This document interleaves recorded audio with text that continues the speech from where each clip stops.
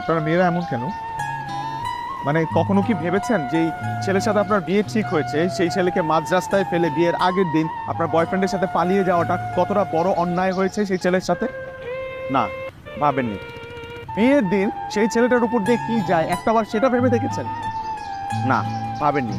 কারণ আপনারা স্বার্থপর, শুধুমাত্র নিজেদের কথা ভাবেন, নিজেদের স্বার্থ উদ্ধার হলেই আপনারা পালিয়ে যান। খুব খারাপ মানুষ আপনারা।